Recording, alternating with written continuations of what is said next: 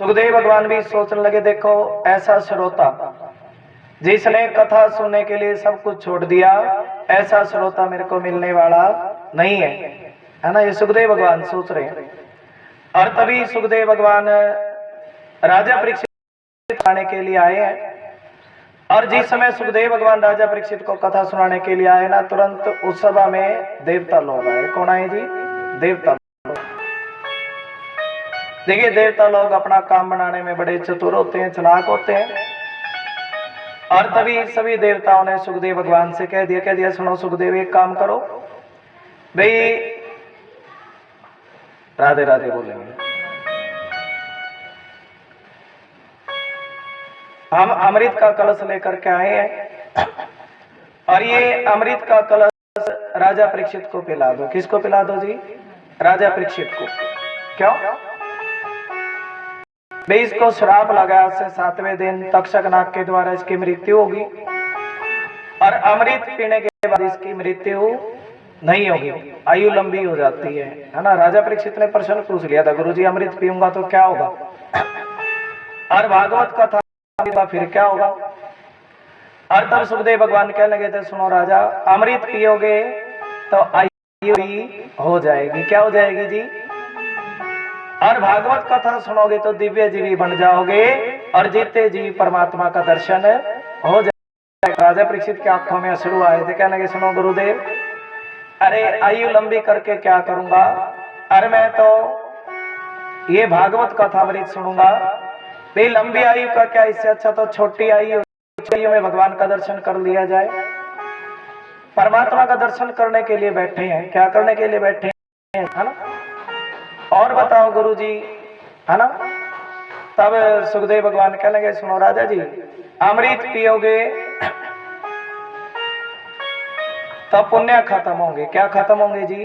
पुण्य। अमृत पीने से, सुनो, अमृत स्वर्ग में जगह मिल जाती है और स्वर्ग में जगह मिलते ही, है ना जी, जैसे ही पुण्य क्षीण होते हैं और वैसे व्यक्ति को धरती पर पड़ना पड़ता है। कहाँ पड़ना पड़ता है जी? और गुरुजी अमृत पीने का क्या लाभ है ना?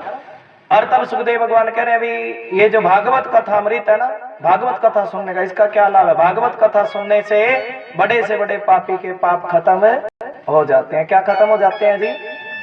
कोई कितना भी। तब राजा परीक्षित ने उस समय निश्चय किया था, गुरुजी, अरे मैं ये स्वर्ग का अमृत नहीं पीऊंगा और मैं तो श्रीमद् भागवत कथा अमृत पीना चाहता हूँ।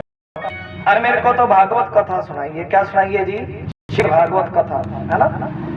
और देखिए, तभी सुखदेव भगवान ने देवताओं को भक्ति शून्य जानकर, भाव सुनो, जिसके मन में भक्ति नहीं है वो कथा सुनने का अधिकारी नहीं है।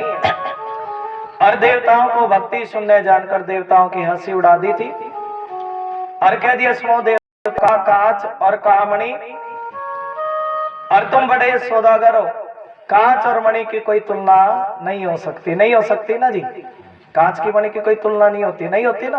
प्रेम से बोलो राधे राधे, है ना?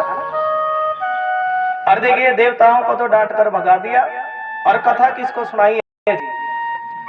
कथा राजा परीक्षित को सुनाई है। और जिस समय राजा ने 7 दिनों की कथा सुनी, कितने दिनों की जी? और तब भागवत इस बात की साक्षी है कि राजा ने बदे के सुखदेव कह दिया था, सुनो राजा जी, पानी पी लो। क्या पी लो जी?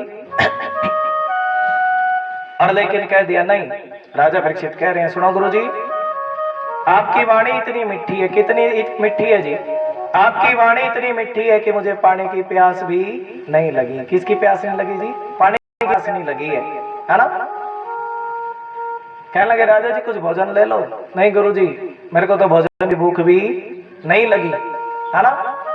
इतने प्रेम से राजा परीक्षित ने, देखिए कथा एक ऐसा विषय जो बड़े भाव से, प्रेम से, शांत मन के साथ कथा का श्रवण करना चाहिए। और जब 7 दिन की कथा सुनी, राजा को मोक्ष मिला। क्या मिला जी? मोक्ष। मोक्ष का मतलब भगवान के धाम में जगह प्राप्त हो गई और जन्म मरण के बंधन से छुटकारा मिल गया। किससे जी? जन्म मरण के बंधन से छुटकारा मिला है राजा को। और तब ब्रह्मा जी आश्चर्य में पड़ गए, सोचने लगे भागवत कथा में क्या शक्ति है। तौल करके देखा सत्य रूपी तराजू लिया, एक पलड़े पे तो अन्य ग्रंथ रखे हैं और दूसरे पलड़े पे भागवत रखी है। क्या रखी है जी? और जब तौल के देखा ना ब्रह्मा जी ने तो क्या देखा? अरे श्रीमद् भागवत कथा का पलड़ा अन्य ग्रंथों की तुलना में भारी पड़ गया। बोलिए श्रीमद् भागवत महापुराण की।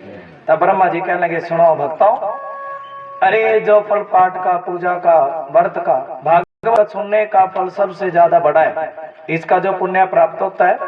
देखिए कलयुग में हरि नाम की चर्चा सुनने का पुण्य सबसे ज्यादा है। किसका ज्यादा है जी? भाव है ना, राम से बड़ा राम का नाम, है ना, ये कलयुग का भाव है। कलयुग केवल हरि गुण गावा, कलयुग केवल हरि का गुण गाने के लिए मिला है। किस लिए मिला है जी? हरि का गुण गाने के लिए मिला है। और देखिए वैसे तो नारद जी ने